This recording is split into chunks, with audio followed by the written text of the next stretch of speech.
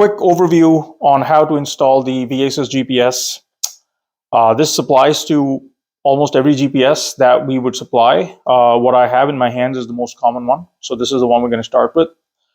Just a couple of housekeeping things before we get into the actual install. All GPSs require this app called Install Track that you have to download for iOS or Android. Once you install it, it needs a couple of permissions. Make sure you grant those. Secondly, if you're an installer who is working for different clients, you're going to need a separate login for every customer that you're installing for. It is this app that we use to associate this unit to the account that it's going in, and also to be able to give you some diagnostics information on if the install is working correctly or not. So make sure you've got the right login for the user. And if you don't have one, reach out to us and we'll be happy to create one for you. Once the app's done, if you fire up the app, this is what it looks like. It will show you some of your installs that are in progress already. So we've got a few here, so we're just not going to worry about those. Now we can come back to the unit itself. The unit's going to come with a SIM card in a holder like this. So I just removed mine just now. What we're going to need is for us to first of all install the SIM card. There is a little mark that shows how the SIM card is supposed to be installed. So once that is in, I'm just going to use this handy tool here, we can proceed with the installation process. So that's our unit. That's the app. I'm going to click New Install. I'm going to select Dashcam, GPS, my bad. And the first thing we want to do is we would like to scan the IMEI of this device. There's no way around it. We got to do this. So I'm just going to go in and scan the IMEI. And I'm just going to very quickly verify if it came out correct. 86 and ending in 17. So that looks good. Next thing I'm going to do is I'm going to scan the SIM card, which we've already installed. So just going to quickly verify, starts with an 89, ends with a 46. That's good. Next, we need to select how we're powering this unit. Typically, 99.9% of the time, it's going to need an ignition, a power, and a ground. On this harness, the black wire is ignition, the black wire is ground, the orange wire is ignition, and the red wire is power. So that's how you would typically install this. In the event that you're doing this in a piece of equipment where you want no tracking at all when the ignition's off, you would go ignition and power into battery or ignition, and you would go ground to ground. So if you don't want any activity when the ignition's off, both of these wires will go to ignition and this will go to ground. If you want activity and tracking when the ignition's off in parked state, orange goes to ignition, red goes to power, black again goes to ground. The only thing that it does is that when the ignition is off, the system goes into a parked mode and doesn't ping that often. But if you don't want any tracking when the ignition's off, if you're concerned about battery or for other reasons, you could always just do constant ignition, like ignition only as well. But make sure that both wires are connected to ignition in that case.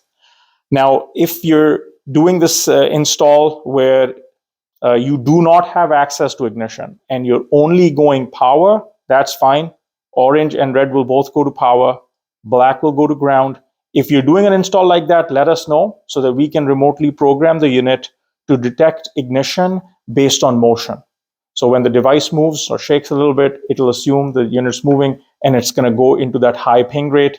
When you're stopped or idling for a little bit, it's going to assume you're parked and it's going to go into that low ping rate without you actually having to worry about a separate ignition connection. So both ignition and power can go into power, and then we manage ignition status based on the movement of the device. By default, these are not programmed to do that. So if you've installed any device that is both ignition and power into power, let us know and we will be able to remotely flash this for you. So once the only other thing about connections is that the device does have an internal fuse, but for safety, we do recommend that you use a 3 amp inline with ignition and power just for additional safety, but we do have an internal fuse in here. So with that done, let's go back to the app. So first thing we're going to do is get the screen up and running again.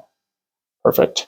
So The system's asking if it's ignition plus power or power only. So this one's power only, so I'm going to select power only. The name of the truck, where this is going, so I'll go truck 2. This will help us eventually associate this with the system. Master shutoff, if we've got one, we're going to select yes. If not, no. This is just primarily for us to know if a unit hasn't pinged in, say, weeks.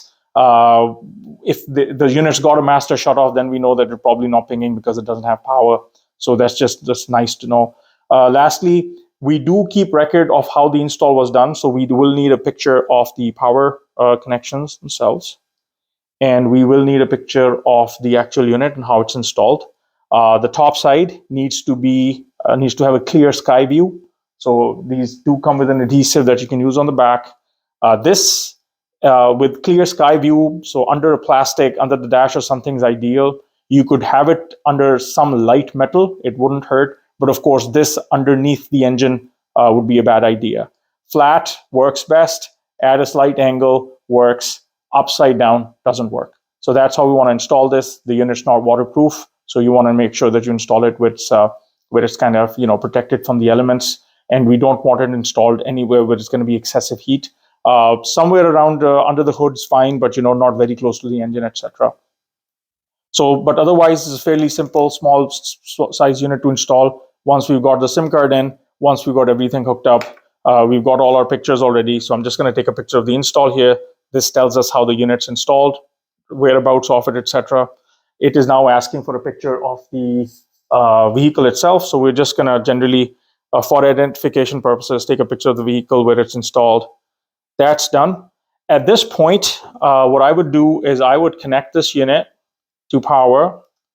You will see that a couple of lights here will turn on, and I will leave this running for 15 minutes. You're going to have to come back to it because this is where it essentially gets its signal and just talks to our servers and just makes sure everything is good to go. You could do this process prior to the install as well. So put the SIM card in, as long as you save the SIM card holder here. Put the SIM card in, plug it in, and leave it running for a bit, and then come back and do the pictures. The end point here is that you will need this running for at least 15-20 minutes before it is able to initially upload its configuration and its status to our system. So once all that is done, you just go ahead, do all your pictures, the install pictures, etc. And then towards the end, if there's anything in particular that you want to note about it, say if you had to piggyback off a fuse that was used for another circuit, etc., just put that in there. And then towards the end, we're just going to hit the submit button. So once that is done, you can go back to your install section and just refresh this page for the system to be able to tell you how this install is working. So there's two things we're interested in as far as an install goes. The cellular connectivity should be working, and then your GPS should have a good fix. I am indoors right now, so this unit might not have a good GPS fix. So what I'm going to do is I'm going to leave it outside for a bit, and then I will show you what the status of this unit should look like once the install is done and it's complete. Of course, about the Install Track app, I've got a few other installs going on. So, you could start a few installs and then come back to those as you're checking everything. It just keeps you from calling us to make sure that everything's working properly. You should just be able to do it from here. So my guess is that this isn't working because I'm indoors right now and doesn't have a good GPS fix. So I'm going to leave this outdoors for a bit for it to get a GPS fix, and we will show you what a successful install looks like on the Install Track app. So we let the unit be for about 10 minutes, and then after we refresh the app, it says the cellular check has passed, which means we've got connectivity, and the GPS also has a good fix. Now I can always tap on this and look at all the information that I put in. Of course, you can't edit, but you are able to add, review. And then, of course, if I go back to home, this is where I can see all the other installs that I've started as well. At this point, it's a good idea to button everything up, make sure the wires are zip tied properly. So just to recap the process, it might make sense for you to install the SIM card and power the unit and leave it running for a little bit before you start the install process. That way the connectivity and everything's sorted. What we do want to do is test this finally at the spot where you're actually going to install this. So what we don't want is for you to test it on a bench and then install it under the hood somewhere and then assume everything's okay. So once you button it up, just make sure you refresh the install page to make sure that you've got a good fix. So that's just something that we'd recommend that you do. So yeah, at this point, use the adhesive, mount the unit wherever it needs to go, this side up, the wires all nicely buttoned up, and you should be good to go.